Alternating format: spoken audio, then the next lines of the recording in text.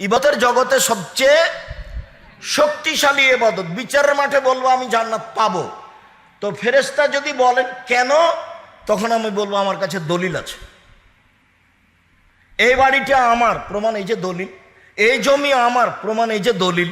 জান্নাত আমি পাবো, আমার কাছে প্রমাণ আছে, এই যে দলিল। এই যে আমি দান করেছি, দলিল। একজন লোক এসে বলছে, আল্লাহর নবী আমার বাপ মারা গেছেন, জমি জায়গা ছেড়ে গেছেন, ওসিয়ত করে যাননি, আমি যদি আমার বাপের নামে দান করি তাহলে আমার বাপের পাপ মিটে যাবে কি?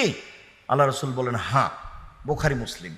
তখন বললেন না, হ্যাঁ তুমি দান করলে তোমার বাপের ছোট পাপ মিটে যাবে, বড় পাপ থাকবে, এ কথা বললেন না। ও বললো যে আমার বাপ তো জমি জায়গা ছেড়ে গেছে, ওসিয়ত তো করে যাননি, তো আমি যদি আমার বাপের নামে দান করি তাহলে তার পাপ মিটে যাবে কি? কালা নাম, হ্যাঁ। অসাব্র দিয়ে ধৈর্যের পরিচয় দিতে হবে। ধৈর্য সব জায়গাতেই ধৈর্য লাগবে। মন খারাপ করে কিছু বলা যাবে না। কাজের লোক ভুল করেছে, মারা যাবে না। ধৈর্যের দাম আছে, ধৈর্য হলো আলো। তারপরে বললেন কোরআন পক্ষেও হতে পারে, বিপক্ষেও হতে পারে। চলুন, আবু হুরায়রা রাদিয়াল্লাহু তাআলা আনহু বলেন, রাসূল সাল্লাল্লাহু আলাইহি সাল্লাম বললেন, আল্লাহ আদুল্লুকুম আইমুল্লাহি বিল খাতায় ওয়া ইরফাদু ফি দারাজাত। সাহাবীগণ শুনো, আমি কি তোমাদের বলে দিব না এমন একটা আমলের কথা যাতে পাপ মিটে যাবে, মান বেড়ে যাবে? আমি কি তোমাদের বলে দিব না একটা আমলের কথা যাতে পাপ মিটে যাবে, মান বেড়ে যায়? এই ছেলে, ওই ছেলেগুলো আপনার পাশ দিয়ে হাঁটছে কি করে? চলাচল বন্ধ। জায়গা থাকলে বসেন, না থাকলে দাঁড়িয়ে থাকবেন এক পায়ে। চলাচল নিষেধ।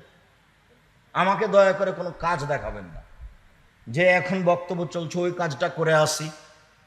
এটা আমি কোনোদিন চাইনি। নতুনভাবে আপনি আমাকে বুঝছেন, এটা আমি চাচ্ছি না। আগে থেকে যেটা বুঝেছেন সেটাই আমি।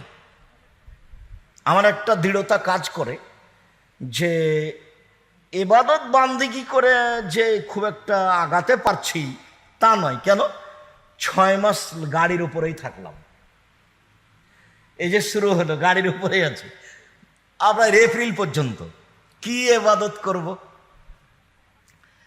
তারপরে জামিয়া সালাফিয়া মানে অনেক টেনশন। কে কি করছে, কে ছাত্রকে মারলো, কে ছাত্রীকে মারলো, আজ শিক্ষিকা নাই, আজকে অমুক নাই, আজকে এই বিল্ডিং, আজকে সে বিল্ডিং, আজকে জমি কিনতে হবে, কত যে ঝামেলা আছে।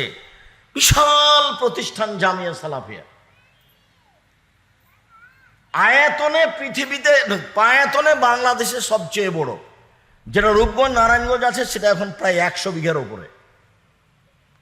যেটা রাজশাহীতে আছে সেটা 35 বিঘার উপরে। যেটা রাজশাহীতে মেয়েদের জন্য সেটা 60 বিঘার উপরে। যেটা দিনাজপুরে আছে সেটা 20 বিঘার উপরে। তো বিশাল প্রতিষ্ঠান, প্রায় 5000 ছেলে মেয়ে পড়াশোনা করে।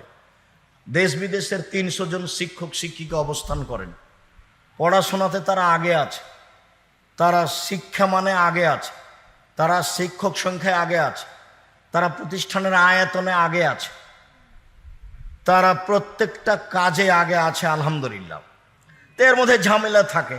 তো কখন ইবাদত বান্দিগি করলাম, দেখতে দেখতে সময় গেল। তো মনে হচ্ছে যে তেমন কিছু করতে পারিনি, সব মিলে মনে হয় সমান সমান।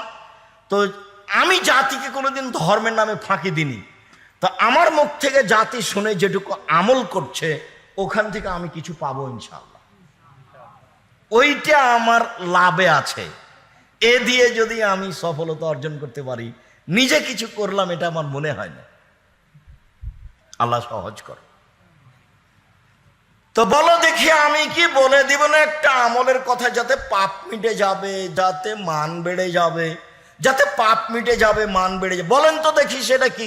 পাপ মিটে যাবে, মান বেড়ে যাবে, পাপ মিটে যাবে, মান বেড়ে যাবে। 1, সুন্দর করে ওযু করতে হবে।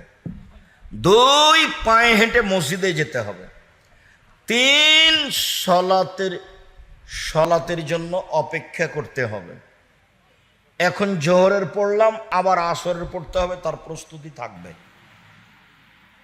1, সুন্দর করে ওযু করতে হবে। 2, পায়ে হেঁটে মসজিদে যেতে হবে। 3, এক সালাত আদায় করার পরে আর এক সালাত আদায় করব বলে অপেক্ষায় থাকতে হবে। এতে মান বেড়ে যাবে, এতে পাপ মিটে যাবে। এতে মান বেড়ে যাবে, এতে পাপ মিটে যাবে। একদা আল্লাহ আমাদের নবীকে বলছেন, মোহাম্মদ হাল তাদরি ফিমা একতাসমুল মালাউলা আলা, মোহাম্মদ বলতে পারো আকাশে কি নিয়ে হইচই হচ্ছে? আল্লাহ যখন আমাদের নবীকে ডেকেছেন তখন মোহাম্মদ বলেছেন, জিবরাইল যখন আমাদের নবীকে ডেকেছেন তখন মোহাম্মদ বলেছেন, আর সাহাবীগণ যখন নবীকে ডেকেছেন তখন বলেছেন আল্লাহর রাসূল। আয়েশা বলছেন আল্লাহ রাসূল বলেছেন, জনগণ সাহাবীরা বলছেন আল্লাহ রাসূল বলেছেন। আর যখন আমাদের বাংলাদেশের মাঝাবি ভাইরা বলছেন তখন নবী পাক সাল্লাল্লাহু আলাইহি ওয়াসাল্লাম, নবী পাক রাসূল সাল্লাল্লাহু আলাইহি ওয়াসাল্লাম বলেছেন। এগুলো ভাষা চলবে না। নবীর কথাটা সব সময় কিভাবে বলতে হবে? আল্লাহ নবী বলেছে, আল্লাহ নবী করেছে, আল্লাহ নবী বলেছে, আল্লাহ নবী করেছে। তো আল্লাহ আমাদের নবীকে কি বলে ডাকতেন? মোহাম্মদ। জিবরাইল কি বলে ডাকতেন? মোহাম্মদ।